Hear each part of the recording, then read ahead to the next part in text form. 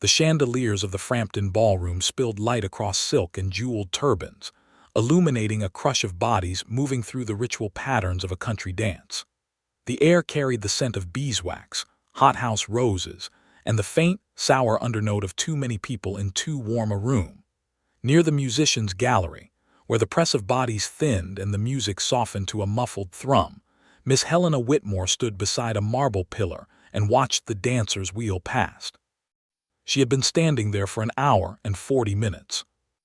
Her gown was the soft gray of a dove's wing, pretty, if one looked closely, but easy to overlook in a room full of peacock blues and jonquil yellows. The gown had been her mother's, carefully altered, the lace at the sleeves replaced twice. Helena's dark hair was dressed simply, without feathers or ornament, and her posture was excellent. She had learned long ago that excellent posture cost nothing. Across the ballroom, her stepmother held court. Lady Whitmore was a woman of substantial architecture, broad shoulders, a bosom engineered for display, and a voice that carried like a huntsman's horn. She had married Helena's father when Helena was 12, arriving at Whitmore House with 2 trunks of fashionable gowns and a smile that never reached her eyes. Within a year, she had reorganized the household, dismissed the housekeeper who had known Helena's mother, and established herself as the undisputed mistress of every room she entered. When Helena's father died 3 years later, the transformation was complete. The house belonged to the heir, a distant cousin who preferred the country, and Lady Whitmore remained in the London townhouse on his sufferance. Helena remained because she had nowhere else to go. This evening, Lady Whitmore was flanked by Lady Eastbrook and Mrs. Haverhill, 2 matrons known for their appetite for misfortune served warm. The 3 women held champagne glasses and surveyed the room with the particular satisfaction of those who have already identified every flaw in attendance. "It is a pity about the youngest Miss Haverhill," Lady Eastbrook was saying, her fan moving in slow, judicial strokes. "That complexion, so unfortunate." Mrs. Haverhill, whose youngest daughter indeed possessed a sallow complexion, nodded with the grim resignation of a woman who had long ago decided to be offended by everything. "At least she has a dowry. £10,000 answers a great many questions about a girl's complexion." Lady Whitmore took a long sip of champagne. Her gaze drifted across the room and landed, with the precision of a hawk sighting a field mouse, on Helena. £10,000, she repeated. "Indeed, my own stepdaughter has not a farthing to her name, and it shows." Lady Eastbrook's fan paused. "Miss Whitmore, I had nearly forgotten she was here. She does have a talent for fatting into the furnishings." "That is all she has a talent for," Lady Whitmore said. She spoke without lowering her voice, as though Helena were not 40 feet away, as though the music were not between movements, as though the words would not carry across the polished floor with the clarity of a struck bell. "I have done what I can, but the girl has no spirit, no conversation, no beauty to speak of, and no portion. Nobody will want her. It is simply a fact. One must be realistic about these things." The words landed. They did not strike Helena like a blow. Blows were for things unexpected, and Helena had heard variations of this pronouncement for 7 years.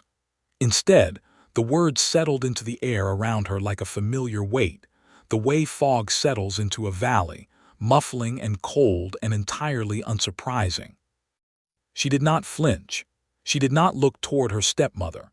She kept her eyes on the dancers, her hands clasped lightly before her, her expression undisturbed. A young woman with less practice might have retreated to the retiring room to compose herself. Helena had learned that retreat solved nothing. It only gave them something to chase. What Lady Whitmore did not know, what none of the 3 matrons noticed as they drank their champagne and dissected the shortcomings of every young woman in the room, was that someone else had heard. In the alcove behind Lady Whitmore, half hidden by a curtain of deep blue velvet and a potted fern of improbable size, a man stood with his back to the wall. He had been standing there for some time, long enough to have been forgotten by the servants replenishing champagne, long enough to have overheard a great many things not meant for his ears. He was tall and dark-haired, dressed in black evening clothes of immaculate cut, and his expression as he listened to Lady Whitmore's pronouncement was that of a man who had just identified a structural flaw in a building he was considering purchasing. He did not look shocked. He did not look sympathetic. He looked interested, the cold, assessing interest of someone who had just found something unexpected in a place where he had expected nothing at all. His name was Alexander Montclair, Duke of Ashford, and he had not attended a ball in 18 months. He had come tonight only because his sister had insisted, because she worried about him, because he had promised their mother before she died that he would not become a complete recluse. He had positioned himself in this alcove precisely to avoid conversation, to endure the required hour, and to leave. Instead, he had overheard a woman in dove-gray silk slandered with casual efficiency by her own stepmother. The Duke's gaze moved across the room and found Helena Whitmore. She was not looking at her stepmother. She was not looking at anyone. Her face was still, her mouth gentle, her eyes fixed on the middle distance with the quality of a woman who had learned to inhabit her own thoughts because the world outside them was inhospitable. The light from the chandeliers caught the curve of her jaw and the quiet dignity of her carriage. She was not, as her stepmother had claimed, without beauty. She was the kind of woman whose beauty required attention to perceive, and the room had not been paying attention. The Duke pushed himself off the wall. He did it without haste, without drama. He straightened his cuffs, stepped out from behind the fern and walked past Lady Whitmore's circle so closely that the hem of his coat brushed Mrs. Haverhill's skirt. She turned, recognized him, and made a small sound like a tea kettle coming to boil. The Duke did not acknowledge her. He did not acknowledge Lady Whitmore or Lady Eastbrook. He walked directly across the ballroom floor through the gap between sets of dancers, his path as straight and unhurried as a knife drawn across silk. Heads turned. Fans stilled. The noise of conversation dipped and then rose again, sharper now, with the buzz of speculation. He stopped in front of Helena Whitmore. Up close, she was younger than he had expected. 24, perhaps, with eyes the color of strong tea and a scattering of faint freckles across the bridge of her nose that powder had not quite concealed. She looked at him with neither hope nor fear, only the calm appraisal of someone who had long since stopped expecting the world to offer her anything. "Miss Whitmore," the Duke of Ashford said, his voice was low and even. "I do not believe we have been introduced. I am Ashford." Helena regarded him for a long moment. Across the room, Lady Whitmore had gone the color of uncooked pastry. "I know who you are, Your Grace," Helena said quietly. "Everyone knows." The Duke inclined his head. "Then you will understand that I do not make a habit of this." He extended his hand. "Will you dance with me?" It was not a question. It was an invitation, a declaration, and a gauntlet thrown across the floor of the Frampton ballroom, all at once. Helena looked at his hand. Then she looked at his face. What she saw there she did not reveal, but after a pause that stretched just long enough to make the entire room hold its breath, she placed her fingers in his.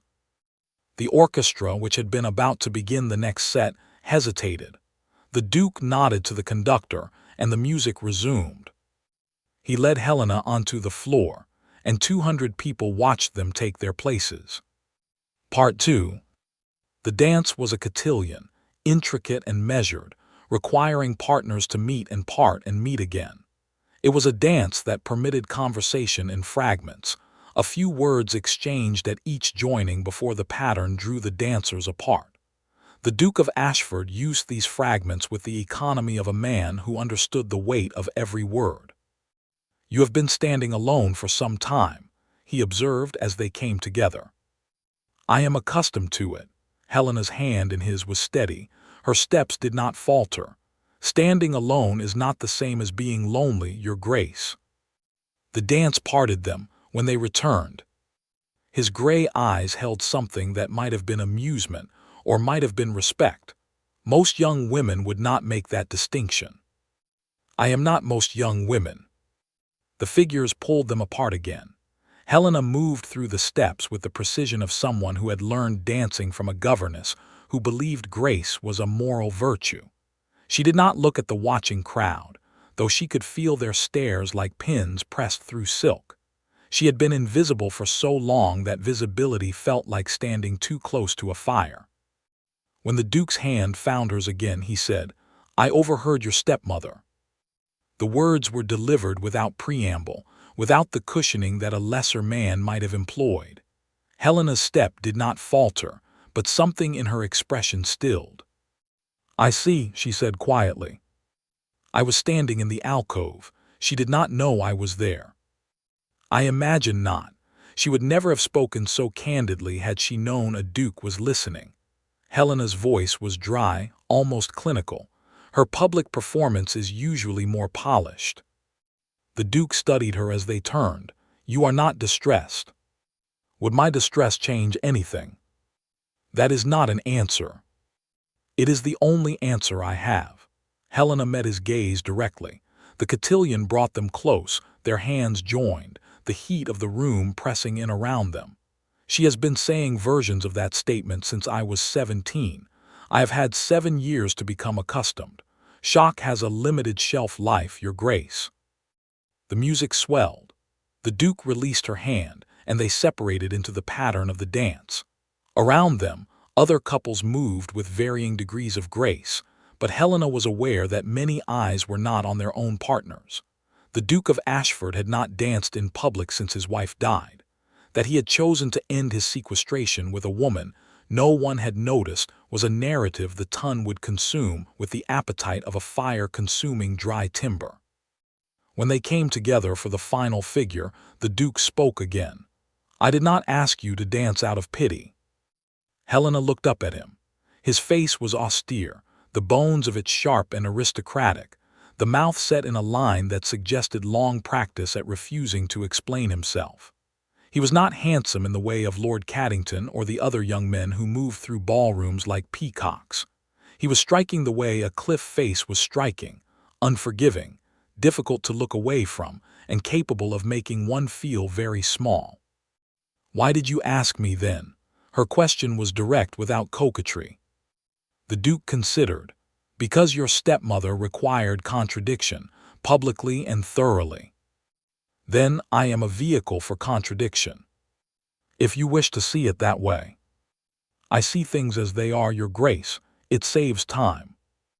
The music ended. The dancers around them applauded, the sound like a flock of startled birds taking flight. The Duke did not release Helena's hand immediately. He held it a moment longer than the dance required, looking at her with an expression that had shifted from assessment to something less legible. "Will you take a turn about the room with me?" he asked. Walking with the Duke would mean walking past Lady Whitmore. It would mean walking past every matron who had ever looked through Helena as though she were made of glass. It would mean being seen, deliberately and unmistakably. "I will," Helena said. They moved off the dance floor together, his arm offered and her hand placed upon it as though they had done this 100 times. The crowd parted for them. It always parted for a duke. Helena was conscious of the whisper beginning behind them, the rustle of fans and the bending of feathered headdresses toward feathered headdresses. Lady Whitmore stood near the card room, Lady Eastbrook and Mrs. Haverhill flanking her like sentinels. Her face had recovered its color, too much of it now, a hectic flush spreading up her neck. Her smile was fixed and desperate, the smile of a woman watching her carefully constructed narrative collapse. "Your Grace," she said as they approached, her voice was higher than usual. "I see you have met my dear Helena. How very kind of you to dance with her." The Duke stopped. He looked at Lady Whitmore with the same attention he might have given a specimen in a glass jar. "Kindness had nothing to do with it," he said. "I found Miss Whitmore's conversation to be a marked improvement over the alternatives available this evening." He did not specify which alternatives. He did not need to. Lady Eastbrook's fan had stopped moving. Mrs. Haverhill looked as though she had swallowed a fly. "I trust you will excuse us," the Duke continued, before any of them could respond. Miss Whitmore has agreed to walk with me. The room is warm, and I find the company near the card tables less refreshing than one might hope." He inclined his head, a gesture that managed to be both polite and utterly dismissive, and led Helena away. They walked in silence past the card room, past the chaperones nodding in their chairs, past a young woman crying quietly behind a potted palm while her mother hissed recriminations. The long windows at the end of the ballroom stood open to the terrace, and the Duke guided Helena toward them. "I have embarrassed her," Helena said as they neared the doors. "Yes. She will be angry." "Undoubtedly." Helena looked up at him, her dark eyes unreadable. "You are not concerned for my welfare once I return home." The Duke paused at the threshold of the terrace. The night air was cool, carrying the scent of wet stone and the distant promise of rain. Lanterns had been strung along the balustrade, their flames shivering in the breeze. "I am concerned," he said slowly, "but I suspect you have managed Lady Whitmore for 7 years without my assistance. One evening of my interference will not break a pattern that has held since you were 17. Helena said nothing for a moment. Then, quietly, "You listened closely for a man standing behind a fern." "I listen closely everywhere. It is a professional hazard." "Being a duke." "Being a man who finds most conversation tedious. When something interesting is said, I pay attention." He turned to face her fully. "Your stepmother said nobody would want you. She was wrong." He did not elaborate. He did not say that he wanted her, or that someone else would, or that her stepmother's cruelty was a reflection of the speaker rather than the subject. He simply stated the fact and let it lie between them, solid and incontrovertible. Helena looked at him for a long moment. The lantern light caught the planes of his face, the dark hair that fell across his brow, the gray eyes that gave away nothing he did not choose to reveal. "Thank you for the dance, Your Grace," she said, "and for the walk. I believe I should return to my stepmother now. The longer I am absent, the more difficult the carriage ride home will be." The Duke nodded. "Then I will not detain you." He paused. "I attend the Haverley Garden party on Thursday. Will you be there?" "I am invited everywhere Lady Whitmore is invited, whether she wishes it or not." "Then I shall see you on Thursday." It was not a question. Helena inclined her head, a gesture of acknowledgement rather than agreement, and turned to walk back into the ballroom. The Duke watched her go, her gray figure moving through the kaleidoscope of silks and satins with the steady, unhurried grace of someone who had long ago learned that running only attracted predators. He remained on the terrace for some time after she disappeared into the crowd, the cool air against his face, the murmur of the ballroom at his back. He had come to Frampton House to endure an hour of society. He left with the distinct and unsettling sense that something had just begun. Part 3. The Haverley Garden party was held on a Thursday in late June, when the roses were at their most ostentatious, and the London season hovered at its peak of desperation. The Haverleys had money, a sprawling estate just outside the city, and 3 unmarried daughters. Their garden parties were famous for the quantity of champagne served and the quality of the gossip exchanged under the guise of admiring the topiary. Helena arrived in a carriage with Lady Whitmore, who had spent the journey in rigid silence. The evening at Frampton House had left a crack in her stepmother's composure, and the 4 days since had not repaired it. Lady Whitmore had not spoken of the Duke's attention directly, but her displeasure had manifested in a dozen small cruelties: a delayed breakfast, a misplaced invitation to a musicale, a sudden insistence that Helena's gray silk needed cleaning and could not be worn again. Helena wore it anyway. The stains Lady Whitmore had claimed to find did not exist. The Haverley Gardens were arranged in the informal style that required an army of gardeners to maintain. Winding gravel paths led through carefully curated wilderness, past ornamental ponds and classical follies, toward a large marquee where refreshments were served. The guests strolled in clusters, their parasols bobbing like pale mushrooms against the green. Lady Whitmore attached herself to a group of matrons within moments of their arrival. Helena, dismissed with a wave, walked alone toward the rose garden. She had taken perhaps 20 steps when a voice hailed her.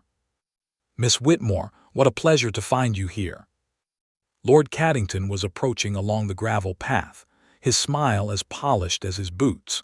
He was a man constructed for garden parties, golden-haired, blue-eyed, with the easy charm of someone who had never been denied anything worth having.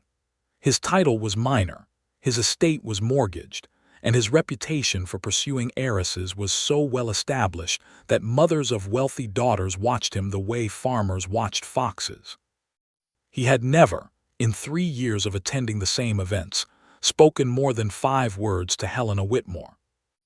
"I was hoping I might encounter you," he said, falling into step beside her. "The Haverley roses are famous, but they are best appreciated in company. Do you not agree?" Helena continued walking. "I have often appreciated them alone. They do not seem to mind." Lord Caddington laughed as though she had said something witty. "You are direct. I admire that." He adjusted his pace to match hers. "I confess, I noticed you at the Frampton ball. One could hardly do otherwise, given the Duke of Ashford's marked attention." "Then it was the Duke's attention you noticed, not me." The smile flickered, barely perceptibly. "You undersell yourself. I have always thought you a woman of considerable subtlety." "Subtlety?" Helena's voice was dry as old paper. "I am not certain that is a compliment, Lord Caddington." "It is whatever you wish it to be." He leaned slightly closer, his voice dropping to a confidential murmur. "I understand your position. A woman without fortune, dependent upon a stepmother who does not value her. It must be difficult." Helena stopped walking. They had reached the entrance to the rose garden, where arches heavy with pink blossoms framed a view of meticulously arranged beds. The scent was thick, almost cloying. "My position is what it is," she said. "I do not require sympathy." "Nor do I offer it." Lord Caddington's smile had sharpened at the edges. "I offer something more practical: attention, conversation, the appearance of being courted by a man of reasonable standing. It cannot hurt your prospects, can it? And it certainly cannot hurt mine to be seen with a woman who has captured the Duke's interest." Helena looked at him steadily. "You wish to use me as bait." "I wish to enter into a mutually beneficial arrangement. The Duke's interest has made you visible. Visibility is currency. I am merely proposing we spend it together."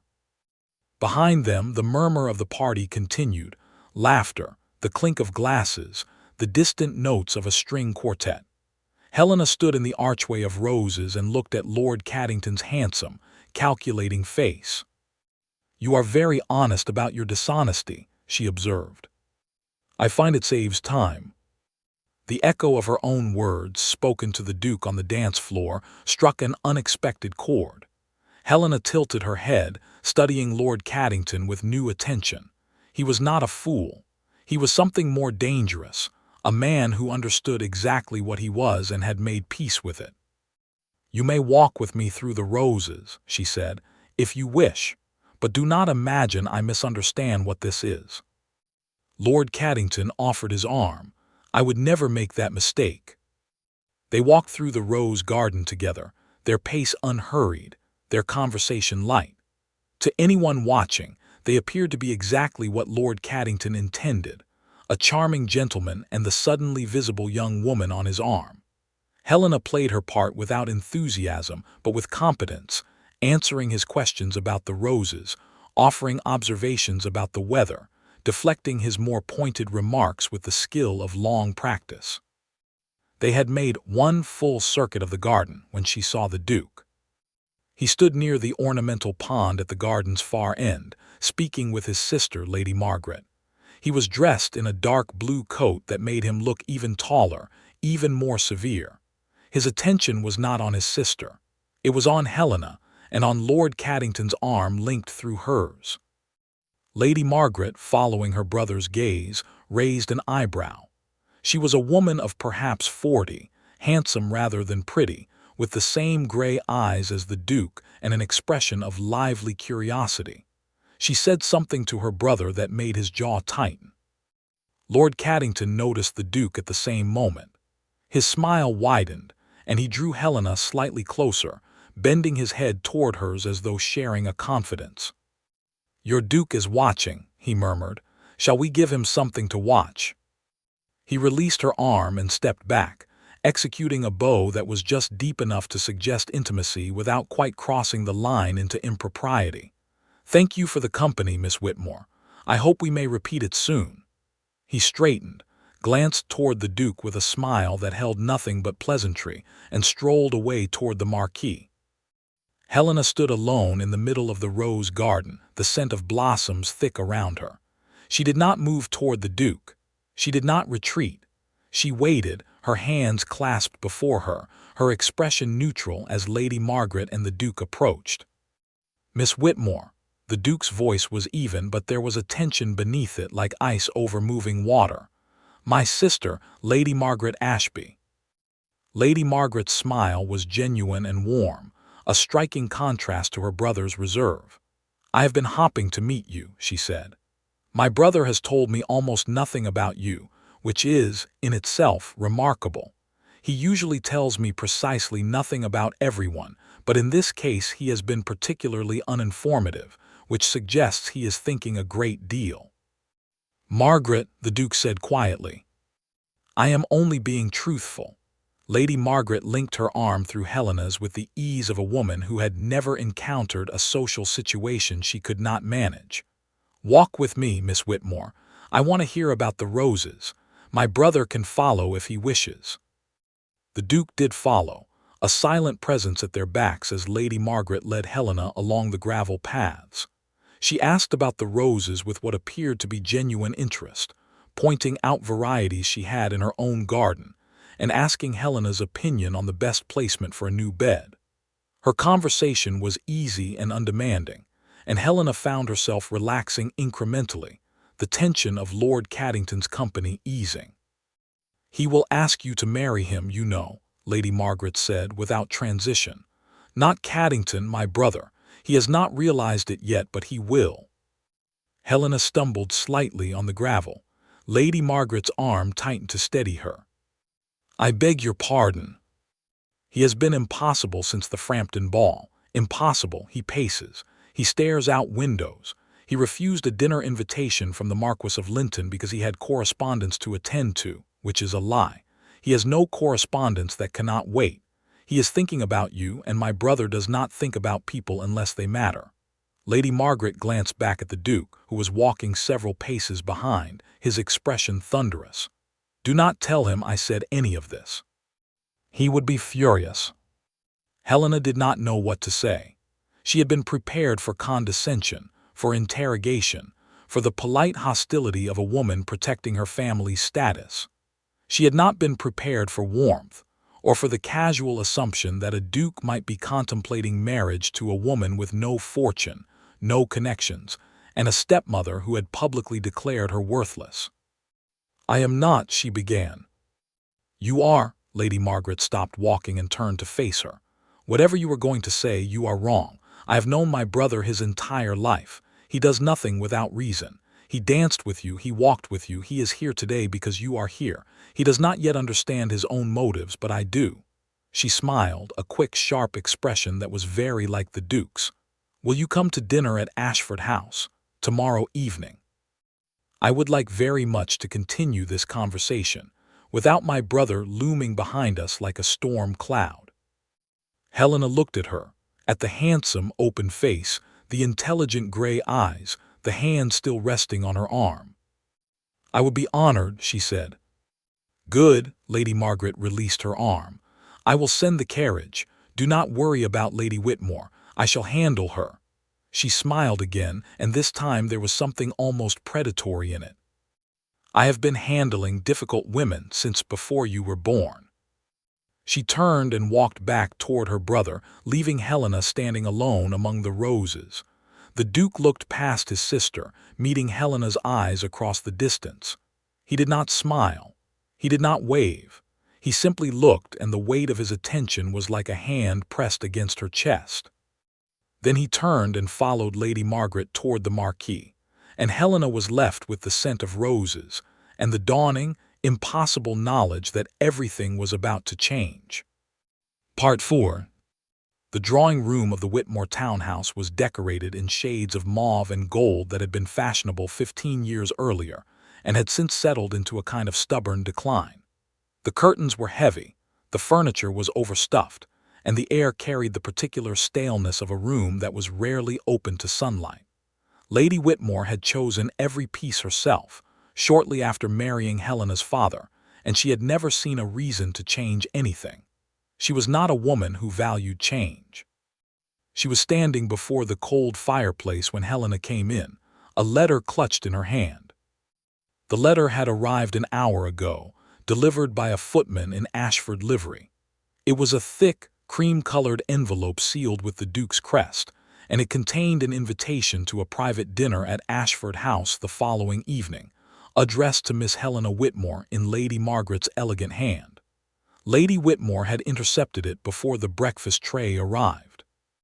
"This," she said, her voice vibrating with a fury she was barely managing to contain, "is insupportable." Helena closed the door behind her. "I assume you are referring to the invitation." "I am referring to your behavior." Lady Whitmore turned, and the full force of her resentment was a physical pressure in the room. "Do you imagine I do not see what you are doing?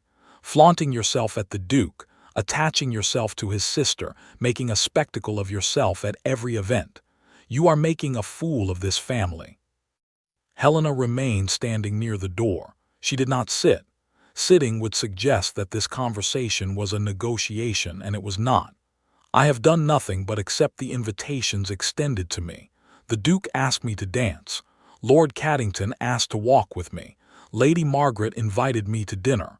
I did not solicit any of it." "Solicit?" Lady Whitmore's mouth twisted around the word. "A polite way of saying you have schemed for it. You stand at the edge of ballrooms looking tragic and patient, and men who should know better mistake your silence for depth. It is manipulation, Helena. I recognize it because I have seen it before." Helena said nothing.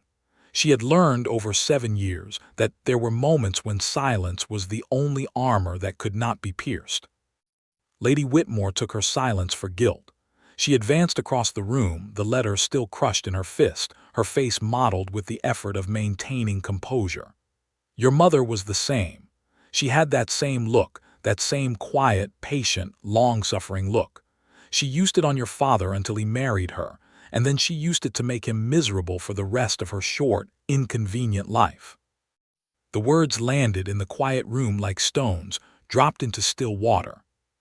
Helena's expression did not change, but something behind her eyes went very still. "You will not speak of my mother." "I will speak of whomever I please. This is my house." "It is not your house." Helena's voice was quiet, almost conversational, but it cut through Lady Whitmore's tirade like a blade through silk. "It is my father's house, held in trust for the heir. You live here on his sufferance, just as I do. You have no more claim to this room than I have. Less, perhaps. I was born into this family. You married into it." Lady Whitmore's face went white, then red. The letter trembled in her grip. "How dare you? You have spent 7 years telling me I am nothing, that I have no beauty, no fortune, no prospects, that nobody will want me." Helena took a step forward, and for the first time in their long, bitter history, Lady Whitmore took a step back. "You were wrong. I do not know what the Duke's intentions are.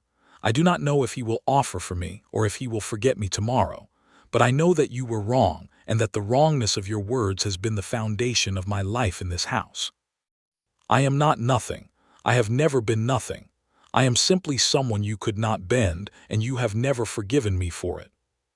The silence that followed was absolute. Somewhere in the house, a clock ticked. Outside, a carriage rattled past on the cobbled street. In the drawing room, Lady Whitmore stared at Helena as though seeing her for the first time. "You will not attend that dinner," Lady Whitmore said. Her voice was hoarse. "I forbid it." Helena looked at the crumpled invitation in her stepmother's hand. Then she looked at Lady Whitmore's face, at the desperation and the fury and the fear that lay beneath both. "You cannot forbid it," she said. "The invitation is from Lady Margaret Ashby, sister to the Duke of Ashford. If I refuse, you will have to explain why. What will you say? That your stepdaughter is not permitted to accept invitations from the highest families in the land, that you locked her in her room, that you burned the letter." She paused. "You have no power here. You never did. You only had my compliance, and I am withdrawing it." She turned toward the door. Lady Whitmore's voice followed her, sharp and jagged. "If you walk out of this house tomorrow night, do not expect to be welcomed back." Helena paused with her hand on the door handle. She did not turn around. "I have never been welcomed here," she said. "I have only been tolerated. That is not the same thing." She left the room, closing the door quietly behind her. The hallway was dim, the wallpaper faded to a tired gold. Helena stood for a moment with her back against the door, her heart beating hard enough to feel in her throat. She had never spoken to her stepmother that way. She had spent 7 years being patient, being quiet, being invisible, and in 10 minutes she had burned all of it to ash. She did not feel triumphant. She felt hollow, scraped clean, as though some long-festering wound had been lanced and the poison released. She climbed the stairs to her room, the small room at the back of the house that had been hers since childhood, and sat on the edge of her bed. Her hands were trembling. She looked at them with distant surprise, as though they belonged to someone else. Tomorrow she would attend a dinner at Ashford House. Tomorrow she would sit at a table with a duke and his sister, and pretend that her life had not just been severed from its moorings. Tomorrow she would have to decide who she was, now that she was no longer the invisible girl at the edge of the ballroom. Tonight she would pack. Part 5. Ashford House stood on Grosvenor Square, a monument of pale stone and tall windows that seemed to absorb the evening light rather than reflect it. It was not the largest house on the square, but it was the most severe. No ivy softened its lines, no flowers brightened its steps. The knocker was plain brass, polished to a mirror shine, and the footman who opened the door wore livery of such dark blue it was nearly black. Helena arrived in a hired carriage. She had not asked Lady Whitmore for the use of the family coach. She had not spoken to her stepmother since the confrontation in the drawing-room. She had dressed herself in the gray silk, because it was the best gown she owned, and she had pinned her hair up with her mother's tortoiseshell combs, because she wanted some reminder of where she came from. The entrance hall of Ashford House was vast and quiet, the ceiling soaring into shadow, the floor a chessboard of black and white marble. A staircase curved upward into the upper floors, its banister wrought in iron so delicate it looked like frozen lace. Candles burned in sconces along the walls, their light reflecting off the polished stone.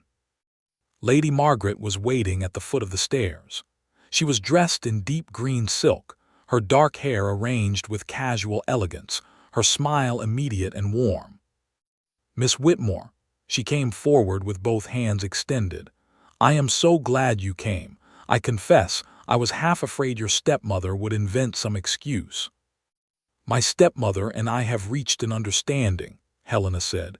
"I am no longer asking her permission." Lady Margaret's eyebrows rose, but she did not inquire further. Instead, she took Helena's arm and guided her toward a drawing-room to the left of the entrance hall. "Alexander is already here. He has been in a mood all day, worse than usual, I mean.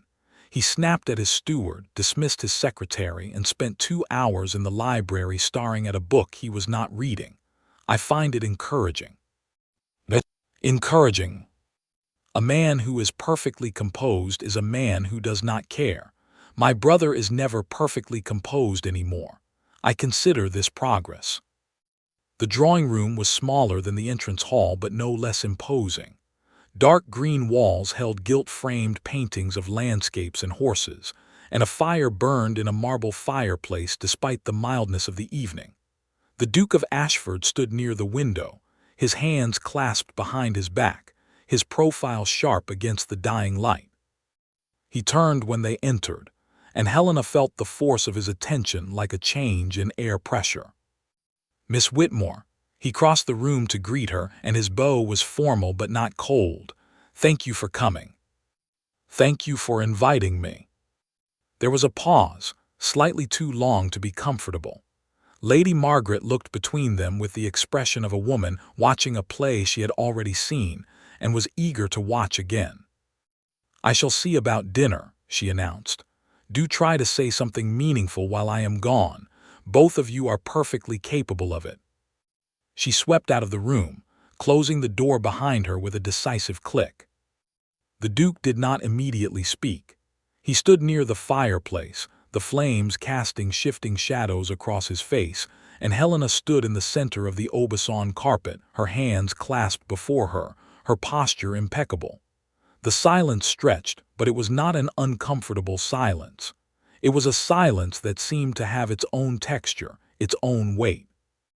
"I owe you an explanation," the Duke said finally. Helena waited. "At the Frampton ball, when I asked you to dance, I told you I had overheard your stepmother. I told you I acted out of a desire to contradict her. That was true, but it was not the whole truth." He paused. "I have spent nearly 2 years avoiding society. My wife died in childbirth and the child with her. Afterward, I found that the world expected me to perform grief in a particular way, to withdraw, to mourn publicly, to eventually re-emerge and select a new wife as though replacing a broken piece of furniture. I refused. I withdrew entirely. I attended nothing. I spoke to almost no one." He turned from the fire, meeting her eyes directly. "When I heard your stepmother speak of you the way she did, I recognized something. Not the cruelty. I have never been treated cruelly. I recognized the dismissal, the assumption that you were of no consequence, the casual erasure of your existence. I have spent 2 years erasing myself, and hearing her words, I understood that my erasure was a luxury I had chosen. Yours was imposed upon you by someone who should have protected you." Helena absorbed this in silence. The fire crackled. Outside, a carriage passed, its wheels grinding against the cobblestones. "Why are you telling me this?" she asked. "Because I want you to understand that my interest in you is not pity, and it is not a whim." The Duke's voice was low and even, but there was an intensity beneath it that made the air in the room feel thinner. "I approached you because I was angry at your stepmother. I have continued to approach you because you are the most composed, the most self-possessed, the most quietly formidable person I have ever met. You did not simper when I asked you to dance. You did not flutter when Lord Caddington paid you attention. You did not flinch when your stepmother tried to break you." "I cannot afford to flinch," Helena said. "Flinching is a luxury like erasure." The Duke's mouth curved slightly, not quite a smile. "You see, most people tell me what they think I want to hear. You simply tell me the truth. The truth is the only thing I have that no one can take from me." They stood facing each other, the firelight dancing between them, and Helena was aware of a shift in the room's atmosphere. The way the silence had changed from something formal to something more intimate. The way the Duke's gray eyes had softened from their usual assessment to something warmer, more vulnerable. The door opened and Lady Margaret returned. "Dinner is served," she announced, looking between them with undisguised satisfaction. "I trust I was gone long enough." The dinner was simple by ducal standards, 4 courses instead of 8, served in a small dining room rather than the cavernous formal hall. Lady Margaret carried the conversation with effortless skill, drawing Helena out about her childhood, her reading, her opinions on the current season. The Duke said little, but his silence was attentive rather than dismissive, and Helena was conscious of his gaze on her throughout the meal. When the last course was cleared, and Lady Margaret suggested they take coffee in the conservatory, the Duke spoke. "Margaret, would you give us a moment?" Lady Margaret smiled. "I thought you would never ask." She rose, touched Helena's shoulder lightly, and left the room. The Duke did not rise. He sat at the head of the table, his coffee untouched, his expression unreadable. "I wish to ask you something," he said, "and I want you to know that you may answer honestly without fear of offending me." Helena waited. Lord Caddington, is he someone you consider a serious suitor? Helena considered the question carefully. Lord Caddington is someone who sees opportunity and pursues it. He paid me attention because you paid me attention first. He was honest about it, which I appreciated, but I am under no illusions about his motives. And if his attentions were genuine, if he offered for you? He will not. He needs to marry a fortune and I have none. The Duke nodded slowly. And if I offered for you? The words fell into the quiet room like stones into deep water. Helena felt her heart stutter, but her voice was steady when she answered. I would ask you why. Marriage to a woman of no fortune, no connections, and a stepmother who publicly declared her worthless is not a strategic decision. I have never made a strategic decision in my life, the Duke said. I have made decisions I could live with. There is a difference. He rose from his chair and walked to where she sat, standing beside her but not touching her. I am not offering for you tonight. I am telling you that I am considering it, and I want you to consider it as well. Not because I am a duke. I have never cared that you are a duke. I know, that is precisely why I am considering it. He extended his hand. Will you see the conservatory? Margaret has been cultivating lemon trees. She says they remind her of Italy. I think they remind her of a particular Italian count she met 20 years ago, but she will not admit it. Helena placed her hand in his and rose. The conservatory was a cathedral of glass and iron, filled with the sharp sweet scent of citrus and the soft rustle of leaves. Lanterns hung from the iron ribs of the ceiling, their light dappling the flagstone floor. Lady Margaret had mysteriously vanished. The Duke walked Helena among the lemon trees, his pace slow, his hand still holding hers.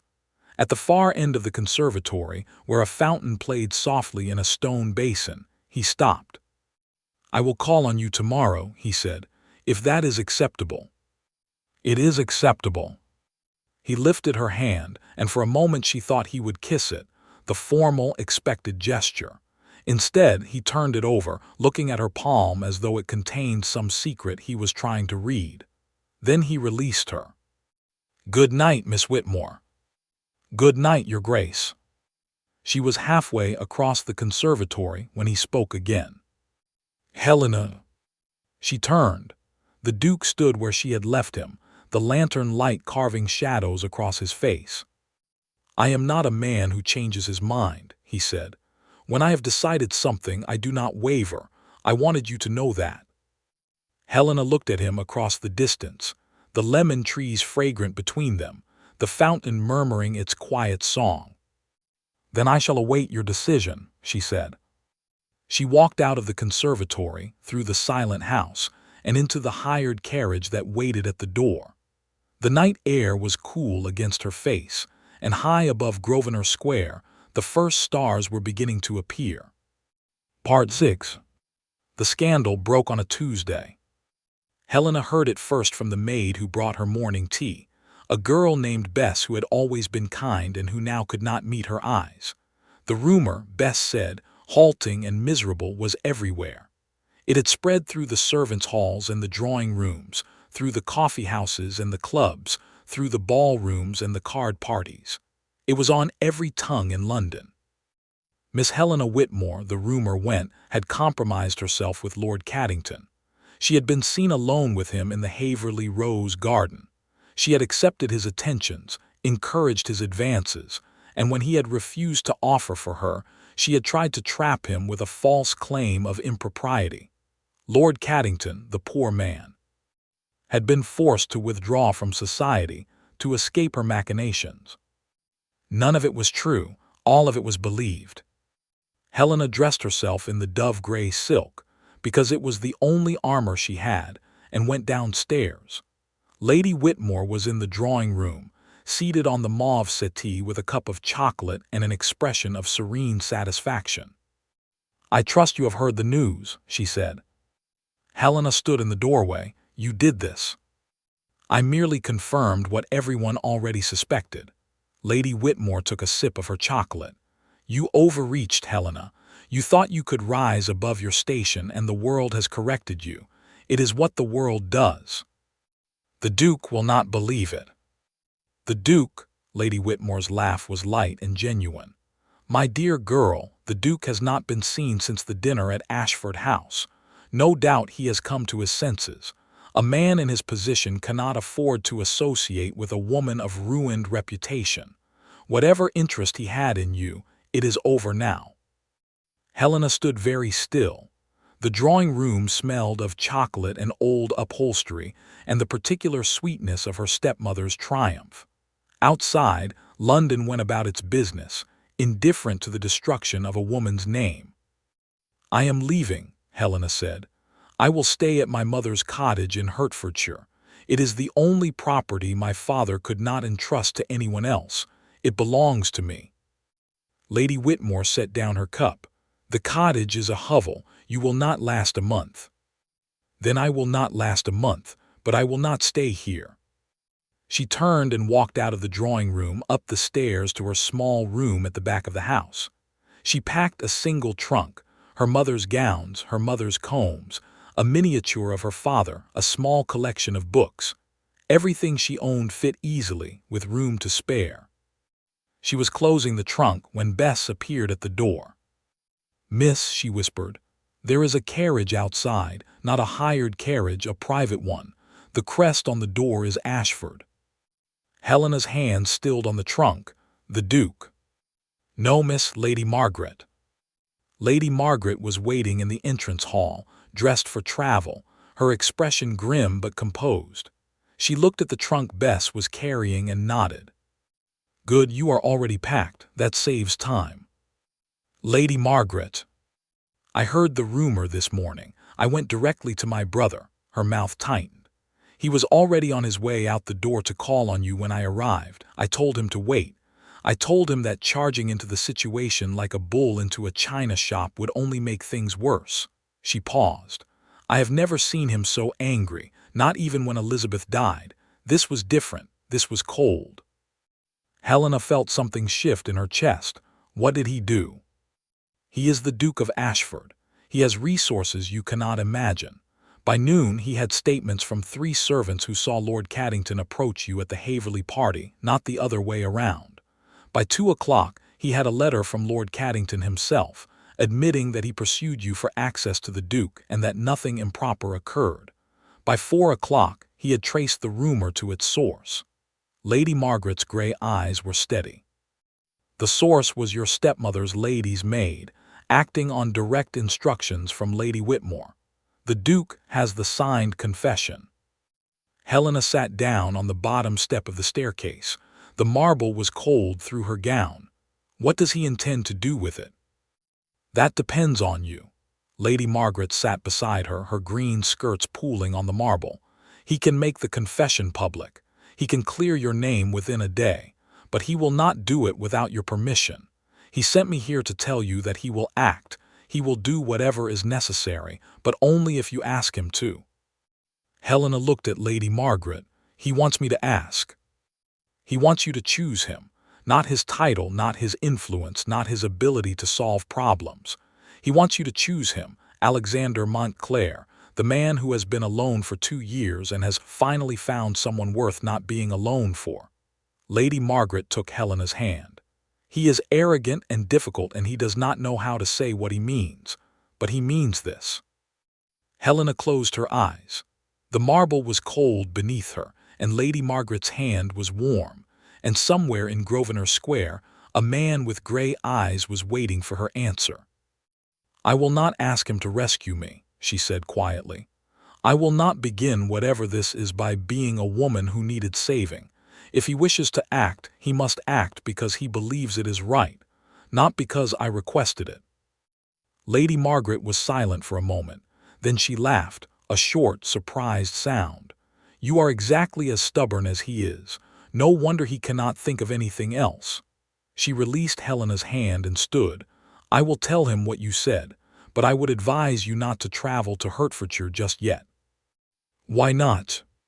Because the Prince Regent is giving a ball tomorrow night. Everyone will be there. The entire ton, the gossip mongers, the rumor spreaders, your stepmother, Lord Caddington, and my brother." Lady Margaret smiled, and it was the smile of a woman who had been waiting 20 years to see her brother fall in love. "I suspect it will be an evening worth attending." Part 7. The ballroom at Carlton House was a riot of gold and crimson, a deliberate excess designed to remind visitors that the Prince Regent was a man of appetites beyond measure. Chandeliers dripped from the ceiling like frozen waterfalls, their candles multiplying in the great mirrors that lined the walls. The floor was crowded with the cream of the ton, peers and politicians, beauties and matrons, dandies and diplomats. The orchestra played a waltz, still considered slightly scandalous, and the dancers turned in circles of silk and satin. Near the musicians' gallery, Helena Whitmore stood beside Lady Margaret Ashby and waited. She had not wanted to come. Every instinct had urged her toward the cottage in Hertfordshire, toward silence and solitude and the slow work of rebuilding a life that had been dismantled by malice. But Lady Margaret had insisted, and something in her insistence had felt like a door opening, a door Helena had kept closed for a very long time. She wore her mother's gray silk. It had been cleaned and pressed, the lace at the sleeves replaced for the third time, but it was still the same gown she had worn to the Frampton Ball. She had chosen it deliberately. She wanted everyone who had seen her standing invisible at the edge of that ballroom to see her now, standing in the same gown, with her head held high and her hands steady at her sides. The whispers had started the moment she entered. They rippled through the crowd like wind through wheat, heads turning, fans raising, mouths bending toward ears. "Miss Whitmore, the scandal. Lord Caddington, the stepmother. What is she doing here? How dare she show her face?" Helena let the whispers wash over her. She had spent 7 years being talked about in tones of dismissal or pity. Being talked about in tones of scandal was, at least, a change. Lord Caddington was present. She saw him near the card room, his golden hair unmistakable, his smile fixed in place. He did not approach her.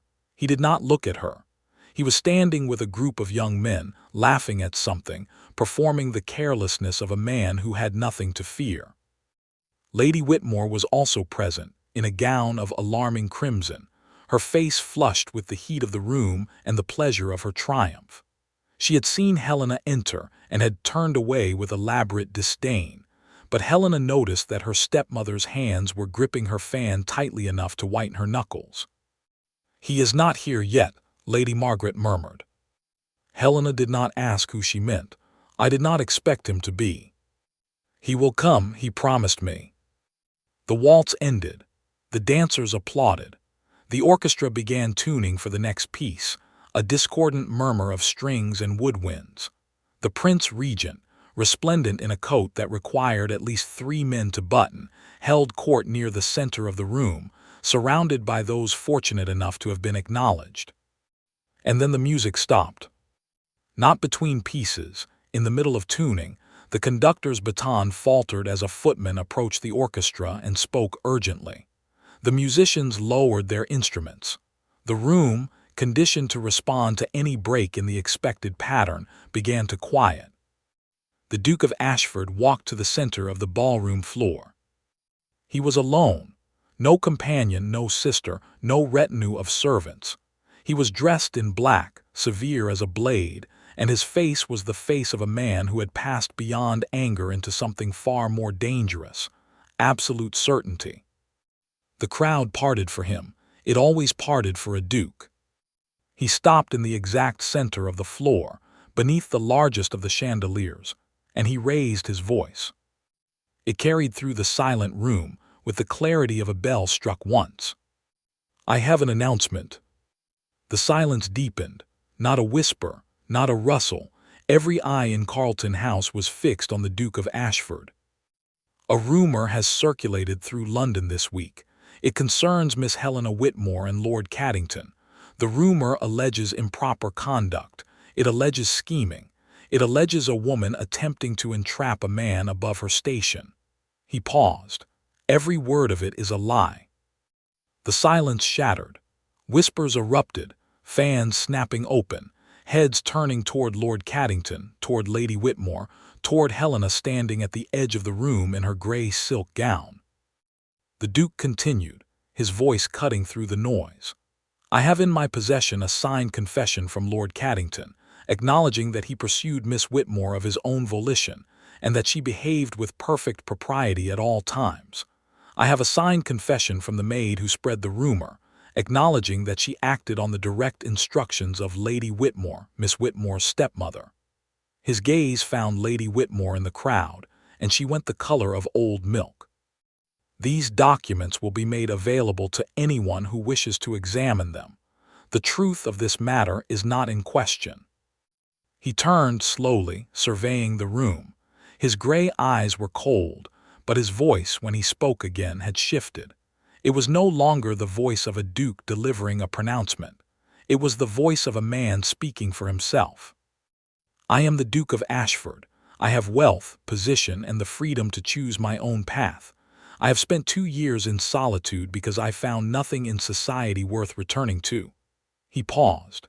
Then I heard a woman in a ballroom, a woman who should have been protected by those closest to her, dismissed as worthless. I heard her stepmother say that nobody would want her. He turned toward the edge of the room, toward where Helena stood.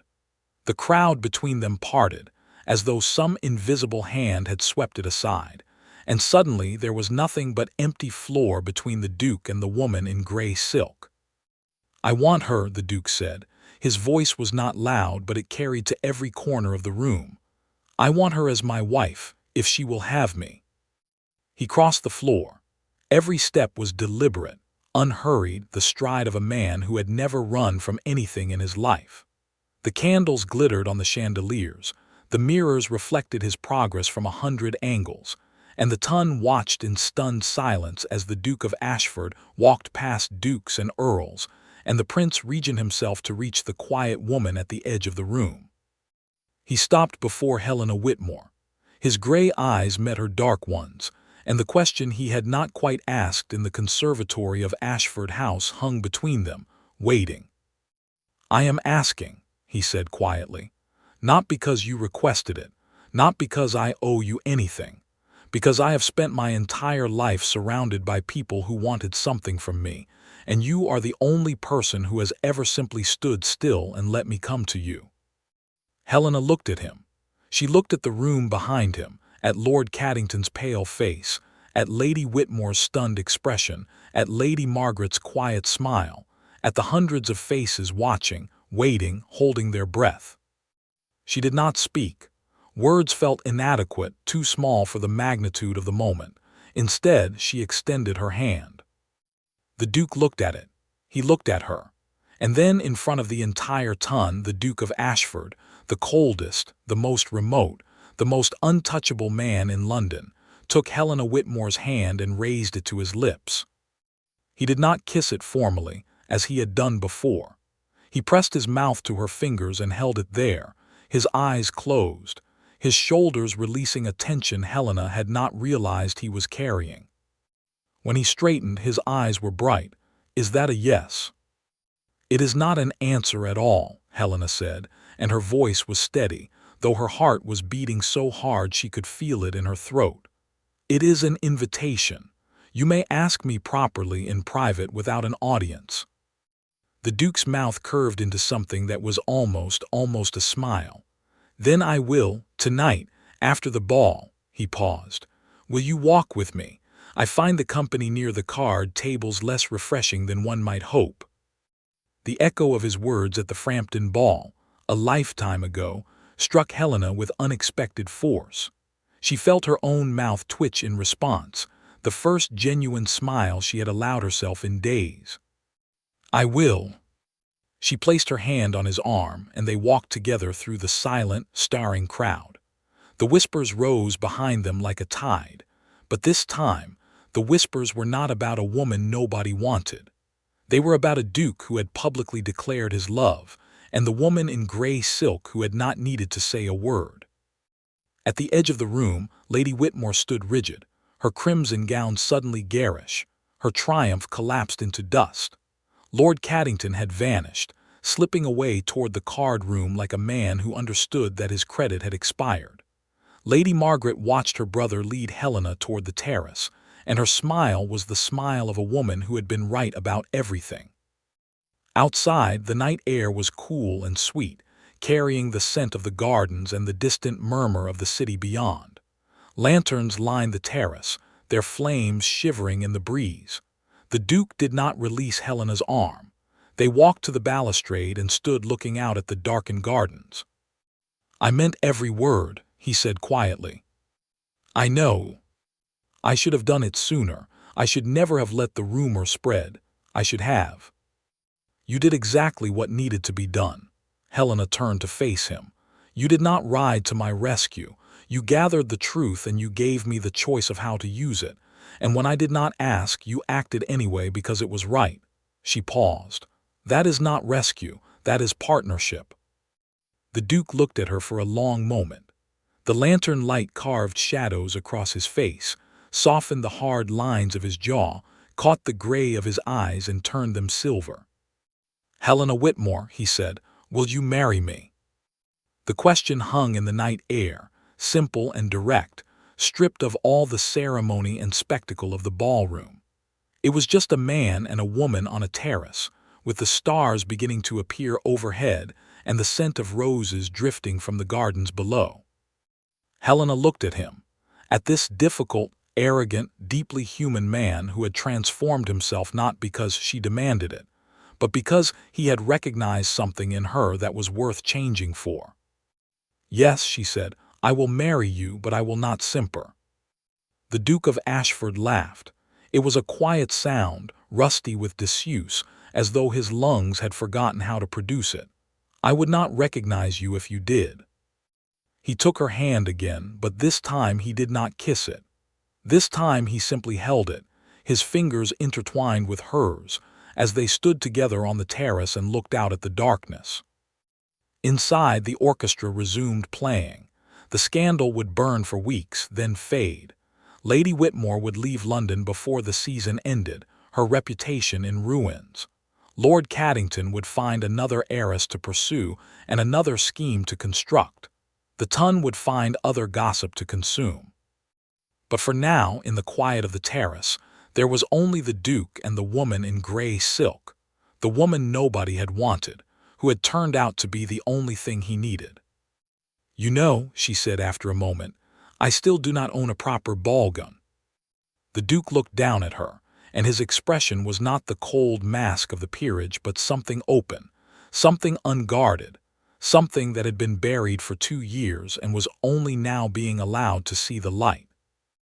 "Then we shall buy you a dozen," he said, "in every color except gray."